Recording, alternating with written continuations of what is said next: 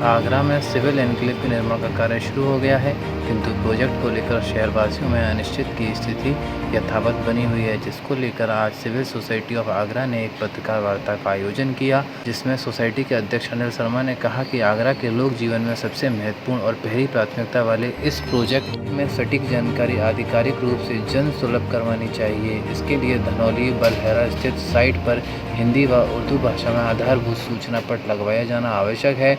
इसके लिए धनौली बलहेरा स्थित साइट पर हिंदी व उर्दू भाषा में आधारभूत सूचना पट लगवाया जाना आवश्यक है, जिसमें कि प्रोजेक्ट के शुरू होने से लेकर ख़त्म होने लागत, सुप्रीम कोर्ट आदि जरूरी सुविधाएं शामिल होनी चाहिए।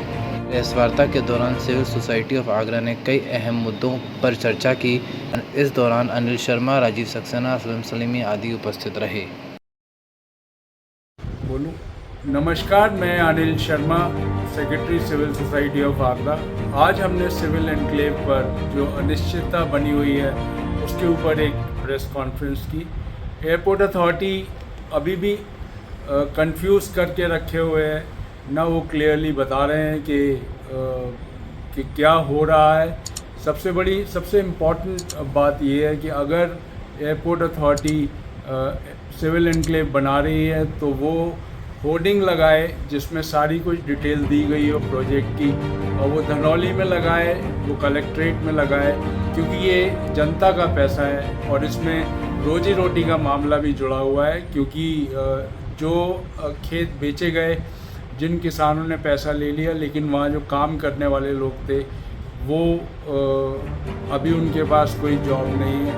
दूसरा, हम ये कहना चाहते हैं कि जो पेड़ काटने की बात हुई थी, हमने जब एयरपोर्ट डायरेक्टर से, विभिन्न एयरपोर्ट डायरेक्टर से जब हम मिले थे तो हमने ये कहा था कि जो पेड़ इंडियन एयरफोर्स के एरिया में आते हैं वो इंडियन एयरफोर्स के थ्रू कटवाए जाएं, उसकी परमिशन बहुत जल्दी मिल जाएगी।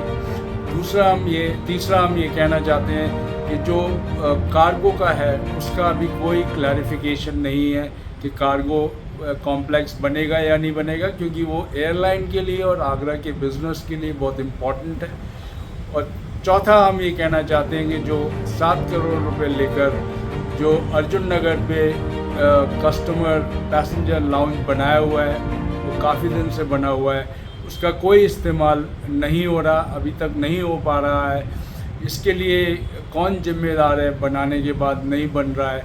तो इसी अनिश्चितता जो फैली हुई है, भ्रम जो फैला हुआ है, हम चाहते हैं कि एयरपोर्ट अथॉरिटी इसको बहुत क्लियरली होर्डिंग के माध्यम से पूरे शहरवासियों को बताएं। धन्यवाद।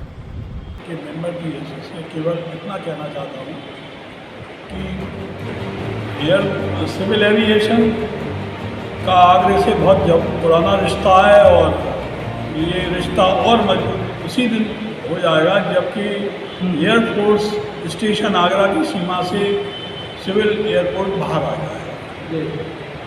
और अब बनना शुरू हो गया है, दावा किया जा रहा है, बना रहे हैं, बड़ा स्वागत योग सूचनाएँ हैं, पर इनकी ऑथेंटिसिटी भी जब पूरा शहर जानना चाहता है। उसके रोजी रोटी से जुड़ा हुआ है, कई लोगों की तो राजनीति से जुड़ा हुआ है, अपनी स्टेटस आइडेंटिटी से जुड़ा हुआ है कि हम बनवा रहे हैं, पर कई लोगों की रोजी रोटी से सीधे तौर पर जुड़ा है। आगरा के सबसे बड़ी इंडस्ट्री, टूरिज्म इंडस्ट्री से जुड़ा हुआ है, उसको ऑथेंटिक सूचनाएं नहीं है। तो इसके हमारा अनुरोध है, एक तो साइट पे लगवाएं, मानक इन्फॉर्मेशन है जो लगती है, सूचना पट लगती है, ये योजना कब होगी, कब शुरू होगी, कब होगी, क्या होगी, पूरी जानकारी है उर्दू और हिंदी में लगवाई जाए, कलेक्ट्री में लगवाई जाए, 2 जगह तो ज़रूर लगवाई जाए। और तीसरा हमारा माध्यम है जिला पंचायत सदन और नगर निगम सदन।